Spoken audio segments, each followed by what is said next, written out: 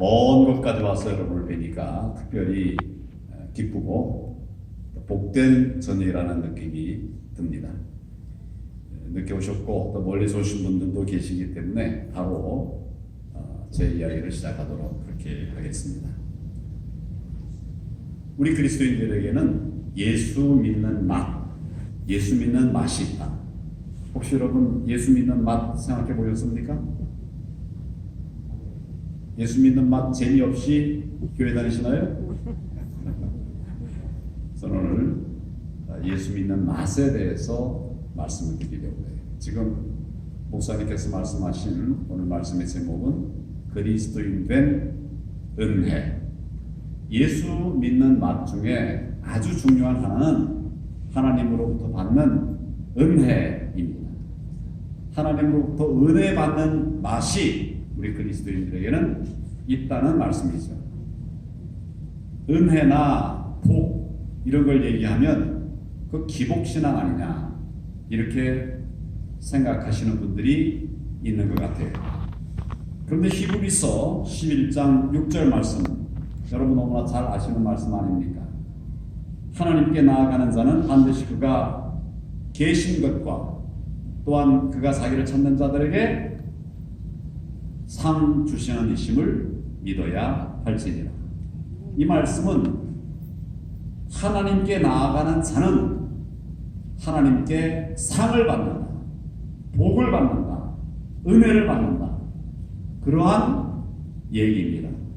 우리 예수 믿는 사람들은 은혜를 받는 사람입니다.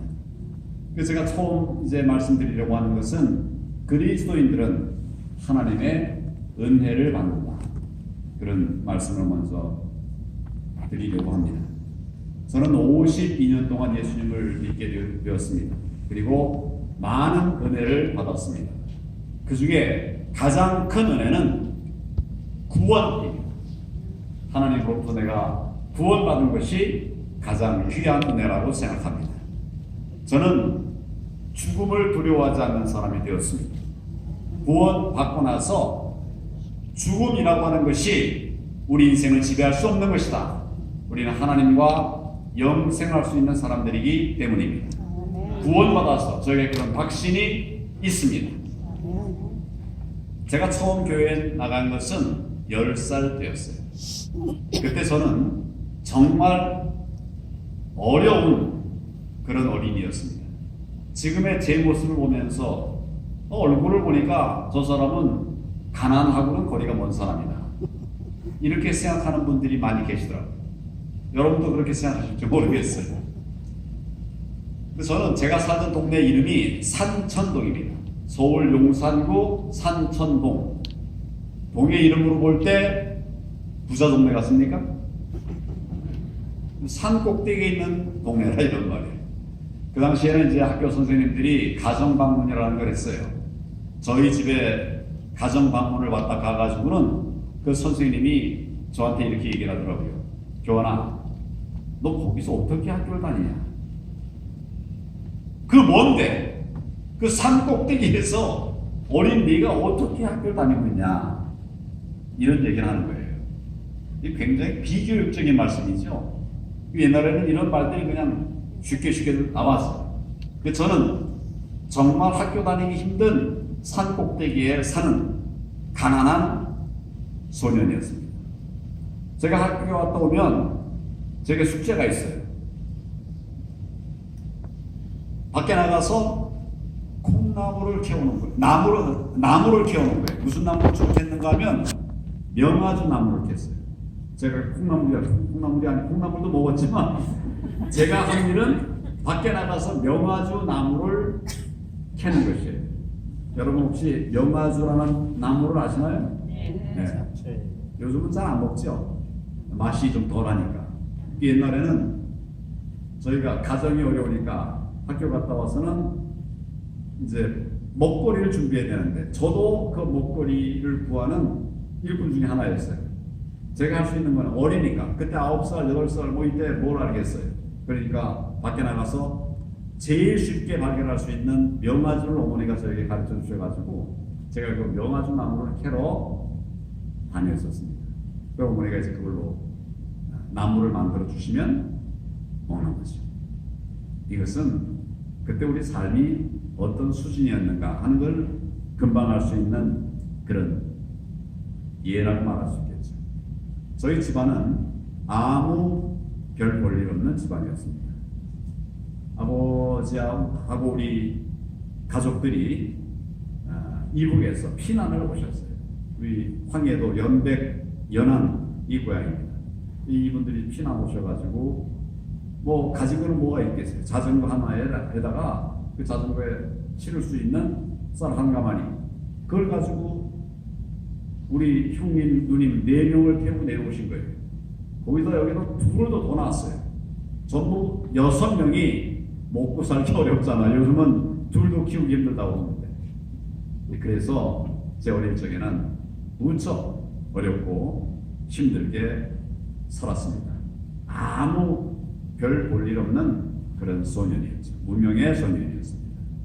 옛날을 회상해 보려고 사진을 좀 찾아보니까 제 사진이 어릴 적 사진이 없어요. 몇 장 없어요. 아마 제 기억에로는 아마 한 100장 될 거예요. 그 이제 산 동네에 다니는 사진사가 있었어요. 1년에 연례 행사로 옵니다. 그러면 이제 돈이 있으면 그분들 사진을 찍는 거예요. 그런 사진이 말 타고 이렇게 찍은 사진도 있고 몇 개가 있더라고요. 정말 요즘 상상할 수 없는 그런 어려운 시절에 그 산 꼭대기에서 살았습니다. 공부는 잘했을까요?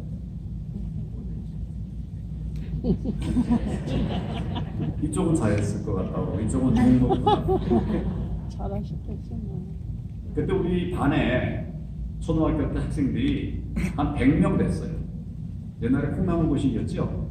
100명. 정확하게는 98명이었던 기억이 나요. 그 98명의 학생 중에 제가 몇 등쯤 했을까요? 잘하면 42등, 못하면 48등. 못 사는 사람들이 사는 동네에서 48등, 43등이니까 뭐 42등이니까 대충 수준 아시겠죠? 네. 그때 저는 내 뒤에도 많이 있네. 뭐 이렇게 이제 지냈어요. 정말 무명의 소년이었죠. 그러다가 예수님을 알게 되었습니다. 우리 누님들이 먼저 교회를 나갔어요. 그래서 저에게 이제 우리 큰 누님이 11살 위인데 교회 나가자고 얘기를 했어요. 여러 번 얘기했는데 제가 듣지 않았습니다. 노는 게 좋은데 왜 교회 가서 앉아 있느냐. 이래서 이제 말을 안 들었어요. 그랬더니 11살 위니까 뭐 상당히 철이 든 거 아닙니까?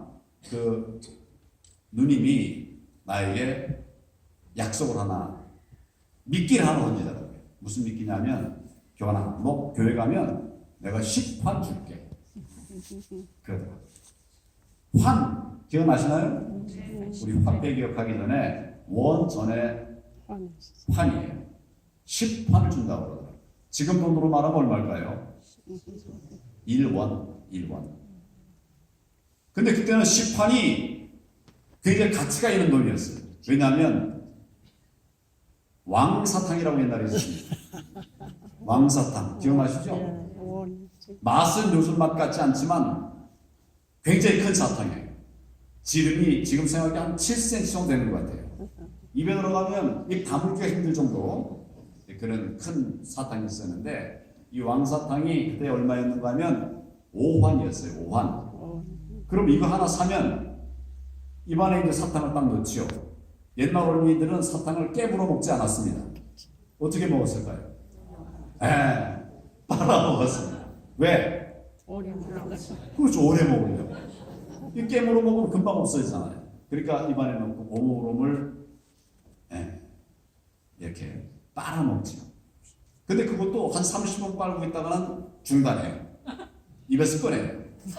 껌딱지에다 올려놓고 말린다.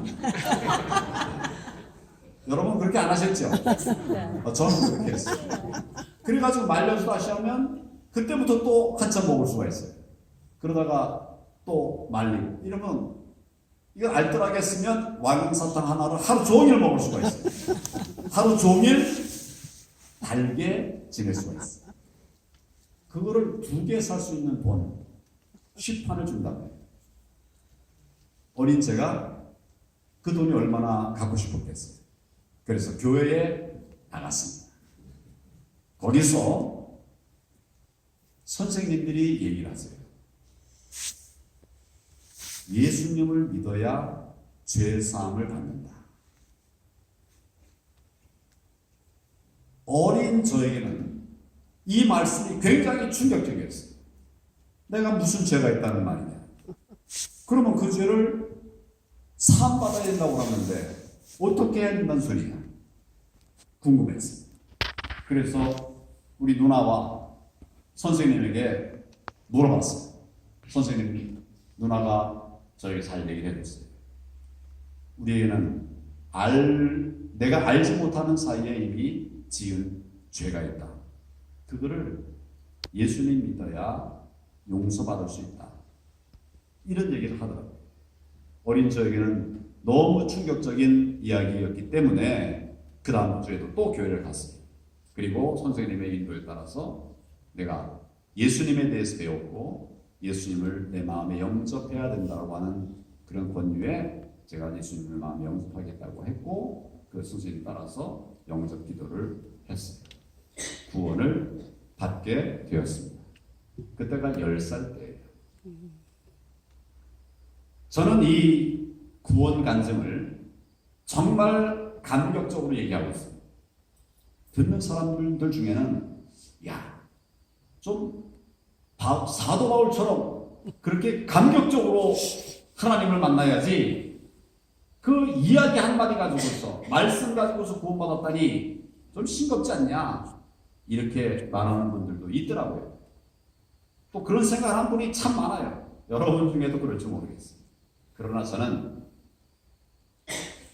바울과 같이 눈 멀지 않고 말씀만 받고 예수님을 믿게 된 것을 더 큰 은혜로 생각합니다. 어떤 분들은 암 걸렸다가 예수님 알게 돼서 기도해가지고 나오면 그게 은혜라고 그래요. 근데 저는 암 걸렸다 나은 것보다 암 안 걸리고 예수님 믿는 게 훨씬 더 큰 은혜라 생각합니다. 저는 말씀으로 예수님을 영접하게 되었어요. 그리고 나중에 주일학교의 중요성에 대해서 이야기하고 있습니다. 어린 아이에게 선생님이 그 2주간에 걸쳐서 말씀하신 예수 믿어야 죄사함을 받는다. 그래야 구원받는다. 그 단순한 진리가 저를 바꿔놓은 겁니다. 어린 아이들에게는 복음이 잘 들어갈 수가 있어요. 그런데 주일학교 지금 많이 좀 피폐해져 가고 한다고 해서 정말 저는 안타깝게 생각을 합니다. 우리 어린 이 교육에 정말 많은 집중을 해야 되리라고 저는 생각을 합니다. 우리 교회도 그런 교회가 되었으면 좋겠습니다. 제가 받은 가장 큰 은혜는 구원 받음입니다. 두 번째 은혜는 예수 믿고 나서 저의 삶에 변화가 왔어요. 삶의 변화가 왔습니다. 학교 갔다 오면 어머니가 교환아 뭐 하라고요? 명아주 나무를 따와라. 그게 어머니의 저에 대한 명령이에요. 따오고 나면 나가 놀아라. 나가 놀았어요. 그러니까 공부를 잘할 수가 있습니까 없습니까? 48등밖에 안 되는 거예요. 근데 교회 갔더니 교회 선생님이 교환아 신앙생활도 열심히 공부도 열심히 해라. 지금 우리 동네 어려운 동네지만 공부 잘하면 공부 열심히 하면 바뀔 수 있어. 이런 얘기를 하더라고요. 저는 그 10살 때인데요. 공부를 해야 된다는 얘기를 처음 들었어요. 그래서 신앙생활도 열심히 해야 되고 공부도 열심히 해야 되는구나. 그런 말씀을 듣고 공부를 시작했어요. 뭐 많이 한 건 아니죠. 그렇지만 할 만큼 열심히 했어요. 성적이 올라간 것 같아요. 옛날에는 학년이 바뀌면 학생들을 이제 자리 배치를 다시 하는데 그때는 성적 순으로 자리를 안 쳤어요. 그러니까 제일 우리 반주하 선생님 자리는 1등이에요. 2등, 3등 이렇게 앉아요. 저쪽에 우리 자매님은 꼴찌 98등 소리. 이 굉장히 비교육적이죠. 역시 이렇게 쭉 했는데 제가 예수 믿고 나서 4학년 될 때 이제 이렇게 또 자리 배치를 또 하더라고요. 48등이었어요. 3학년 때 교회 다니기 전에. 교회 다니고 나서 1년 뒤에 또 불렀어요. 제가 몇 등이 됐을까요? 천만의 말씀. 3등을 했어요. 3등. 48등이 3등이면 기적 같은 거죠? 네. 그 다음에는 1등을 했어요. 그 다음에도 1등을 했어요. 학교 갔어요. 대학교 갔어요. 고시도 합격했습니다. 그래서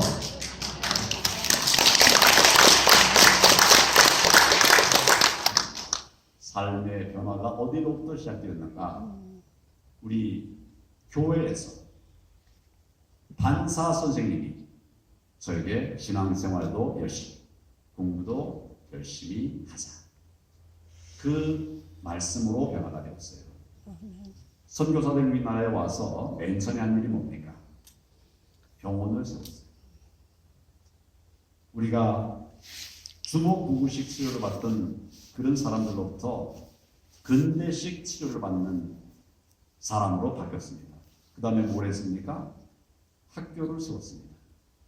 문명화, 개화가 시작된 거예요. 그리고 나서 교회를 세웠어요.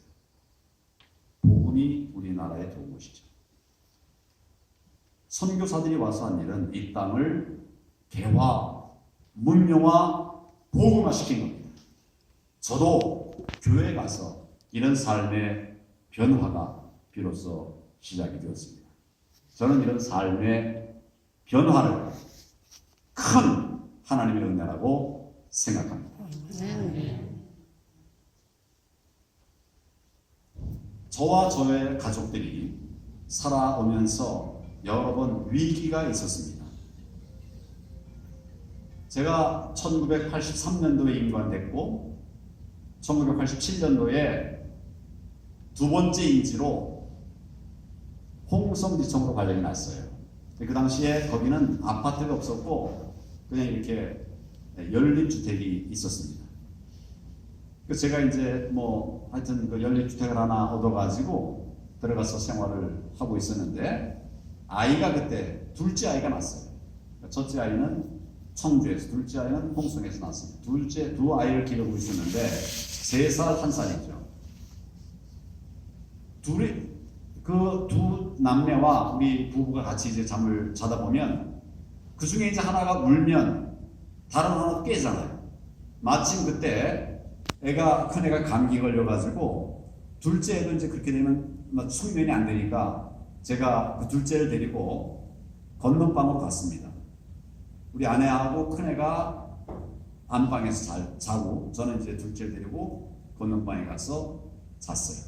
그런 경우 가끔 있거든요. 둘째가 근데 자꾸 밤에 울더란 말이에요. 자다 말고 울어요. 전에 같았으면 그 울 때 우리 아내가 이 애를 바로 데려가요. 왜냐하면 제가 그 애 때문에 잠을 잘 못 자면, 잠을 설치면 그 다음 일을 잘 못 하잖아요. 옛날에 정말 젊은 검사들 일 많이 했어요. 그러니까 우리 아내가 저를 배려해가지고 애가 울면 바로 데려갔어요. 근데 그날은 애가 우는데도 우리 아내가 안 데려가요. 그래서 제가 거기서 참 이렇게 좀 버티다가 애가 계속 우니까 애를 안고 안방으로 가서 문을 두드렸습니다. 아내가 문을 열더라고요.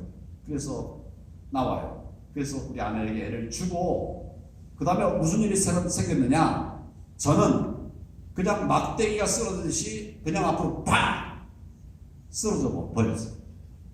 무슨 일이 있었을까요? 연탄가스를 먹은 거예요. 그 연립주택에 난방을 연탄가스로 했었거든요. 연탄난로로 했었거든요. 그 연탄 난로가 바로 제가 자던 방 옆에 바로 문 밖에 있었어요. 근데 이게 새 들어온 거예요. 근데 어린아이는 예민하니까 운 거예요. 그 가스를 맞고서 운 거예요. 근데 제가 애를 안 깨우고 안 데려가니까 애는 계속 운 거예요. 그래서 우리 아내가 뒤늦게 와서 아기를 데려간 겁니다. 그런데 만약 그때 제가 애 하나 아프고 울고 그럴 테니까 내 혼자 옆에 가서 자겠다. 만약 그래 잤었으면 어떻게 했을까요? 죽었죠. 저 혼자 가시 먹고 죽었을 거예요. 둘째로 그 아이가 만약 나와 같이 잘 때 울지 않았다면, 저처럼 못 느끼고 울지 않았다면 우리 둘이는 같이 가스 먹고 같이 죽을 뻔했어요. 여러분 못 볼 뻔했습니다. 근데 아기가 울었어요. 셋째는 전에처럼 아기가 울면 우리 아내가 바로 이 아기를 데려갔으면 그럼 어떻게 됐을까요? 죽었죠. 우리 아기는 살았지만 저는 죽었을 거예요. 근데 그날따라 우리 아내가 오질 않은 거예요. 나중에 얘기 들어보니까 평상시 같으면 바로 일어나서 왔는데 그날은 몸이 안 일어나지더라는 거예요. 우리 아내가 어디 있는지 여기 있네. 안 일어나지더래요. 그래가지고 할 수 없이 내가 아기를 데리고 거기 간 거예요. 그래서 문을 여니까 또 그때는 또 이제 일어나줘서 애를 받았는데 사고가 그렇게 된 거죠. 만약에 우리 아내가 바로 데려와서 얘를 데려갔으면 저는 오늘 여러분 못 보는 겁니다. 이런 것들이 우연이 된 것이라고 저는 생각하지 않습니다.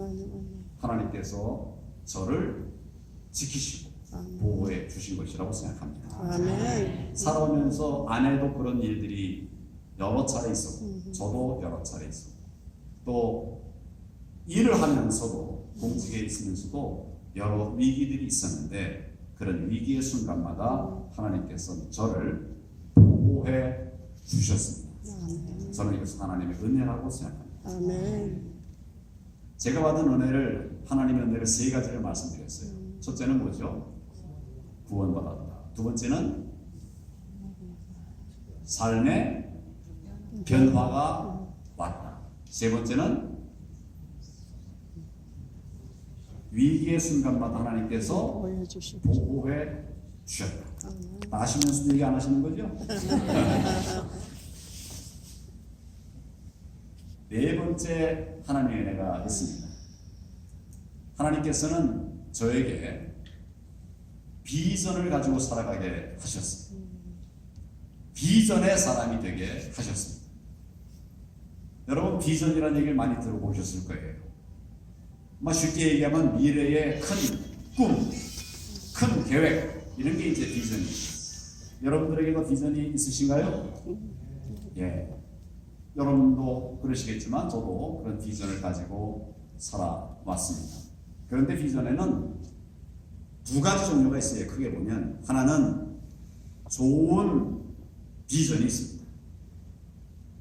내가 마약왕이 되겠다. 비전입니까? 아닙니까? 미래의 큰 꿈, 비전이죠. 그렇지만 이런 비전은 좋은 비전이 아니죠. 그러니까 비전에도 좋은 비전이 있고 좋지 못한 비전 또는 부족한 비전이 있어요. 그래서 저는 비전 얘기를 많이 합니다. 특히 젊은 사람들에게 비전을 얘기하고 우리 연수했던 분들에게도 비전을 얘기합니다. 오늘 시간이 없어서 그 얘기를 다 할 수는 없겠습니다만은 저는 비전의 삶을 살기 위해서 노력을 했는데 좋은 비전은 뭐냐? 무엇이 될 것이냐가 아니라 무엇을 할 것이냐입니다. 내 비전을 CEO가 되는 것을 둔다면 만약에 CEO가 되고 나면 어떻게 하겠어요? 비전을 다 이루었으니까. 그러니까 이제는 더 의미 있는 삶이 남아있지 않은 거죠. 그러니까 CEO가 돼가지고 부정부패 연루되고 잘못되기도 하고 망가질 수도 있는 겁니다.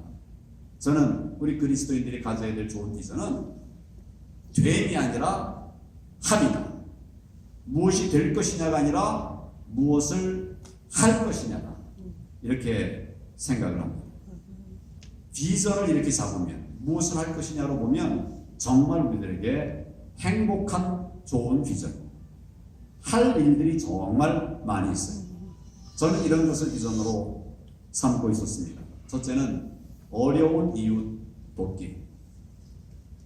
제가 어렵게 살았고 힘들게 살았기 때문에 우리 주위에 어려운 분들에 대해서 나름대로의 관심이 있었습니다.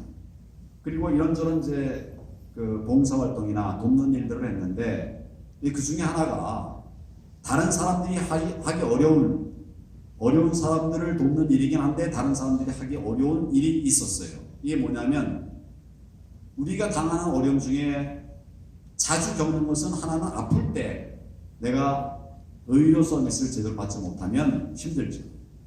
요즘은 이제 의료보험제도가 잘 갖춰져 가지고 그 문제가 많이 해결된 것 같습니다. 또 한 가지 문제는 법률 문제가 생길 때 그때 정말 힘들거든요. 그래서 대부분은 뭐 돈이 있으면 변호사 선임하면 되지만 돈이 없으면 그냥 포기하고 말거나 손해보고 말아요. 특히 어려운 사람들은 그렇습니다. 그런데 우리 대한민국 이제 이 정도 살게 되었으면 법률적 어려움을 가난하고 또 아는 좋은 사람이 없다고 해서 그냥 겪고 넘어가는 일은 세상에 있어서는 안 되겠다 이런 생각을 했습니다. 그래서 어려운 사람들이 법률적 어려움을 당할 때 해결받을 수 있는 도움을 얻도록 그렇게 만들어 보는 게 좋겠다. 제가 이제 그런 비전을 가지고 저런 모습으로 쭉 노력을 했었는데 마침 이제 제가 법무부 장관이 됐어요. 그래서 어려운 사람들이 빠짐없이 법률 서비스를 받을 수 있는 제도 그걸 한번 만들어 보자 해가지고 우리 직원들과 같이 아이디어를 내고 저는 저대로 기도하면서 하나님 지혜를 주십시오. 그래서 이런 제도를 만들었습니다. 우리 국민 5,150만 명이 되는데 한 사람 한 사람에게 다 변호사를 매칭시켜줄 수는 없죠.